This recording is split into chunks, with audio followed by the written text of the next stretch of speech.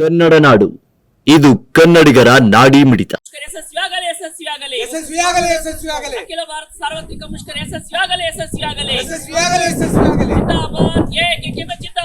ಜಿಂದಾಬಾದ್ ಜಿಂದಾಬಾದ್ ಅಖಿಲ ಭಾರತ ಸಾರ್ವತ್ರಿಕ ಮುಷ್ಕರ ಯಶಸ್ವಿಗೊಳಿಸಿ ತಾರೀಕು ಅಖಿಲ ಭಾರತ ಸಾರ್ವತ್ರಿಕ ಮುಷ್ಕರ ಇದೆ. ಮುಖ್ಯವಾಗಿ ಕೇಂದ್ರ ಹಾಗೂ ರಾಜ್ಯ ಸರ್ಕಾರ ಕಾರ್ಮಿಕ ವಿರೋಧಿ, ರೈತ ವಿರೋಧಿ ಏನು ಜಾರಿಗೆ ಮಾಡ್ತಾ ಇದ್ದಾರೆ. ಇವತ್ತು ನಮ್ಮ ರೈತರಿಗೆ ಸರಿಯಾದ ಬೆಂಬಲ ಬೆಲೆ ಸಿಗ್ತಾ ಇಲ್ಲ. ಇವತ್ತು ಗೊಬ್ಬರ, ಬೀಜ ಎಲ್ಲ ದುಬಾರಿ ಆಗಿದೆ. ಆ ಒಂದು ಖರ್ಚಿನ ತಕ್ಕಂಗೆ ನಮ್ಮ ಬೆಳೆಗೆ ರೇಟ್ ಕೊಡಿ ಅಂತ ನಾವು ಕೇಳ್ತಾ ಇದೀವಿ. ಏನು ಬಳ್ಳಾರಿಯಲ್ಲಿ ಮೆಣಸಿನಕಾಯಿ ಬೆಳೆ ಅಂತ ಊರಂದ್ರೆ ಕೋಳೂರು, ಕುರುಗೋಡು, ಕಂಪ್ಲಿ, ಸಿರುಗುಪ್ಪ ಎಲ್ಲ ಹಳ್ಳಿಗಳಲ್ಲಿ ಕುರುಗೋಡಲ್ಲಿ ನಾವು ಮೆಣಸಿನಕಾಯಿ ಬೆಳಿತೀವಿ. ಆ ಒಂದು ಬೆಳೆಗಳಿಗೆ ಬೆಂಬಲ ಬೆಲೆ ಕೊಡಿ ಅಂತ ಡಿಮ್ಯಾಂಡ್ ಮಾಡ್ತಾ ಇದೀವಿ. ನಾಳೆ ಮುಷ್ಕರ ಯಶಸ್ವಿ ಆಗ್ಬೇಕು.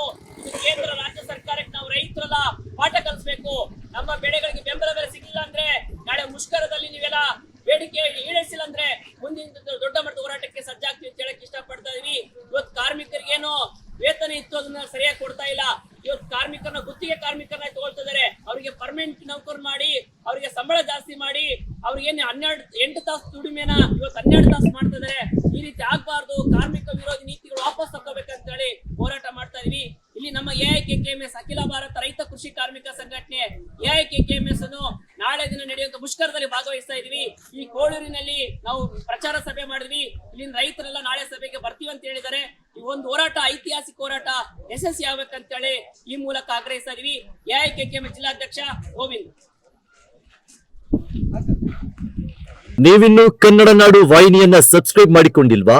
ಹಾಗಾದರೆ ಈಗಲೇ ಸಬ್ಸ್ಕ್ರೈಬ್ ಮಾಡಿ, ಪಕ್ಕದಲ್ಲಿ ಕಾಣುವ ಬೆಲ್ ಐಕಾನ್ ನ ಕ್ಲಿಕ್ ಮಾಡಿ ನೋಟಿಫಿಕೇಶನ್ ನ ಪಡೆಯಿರಿ.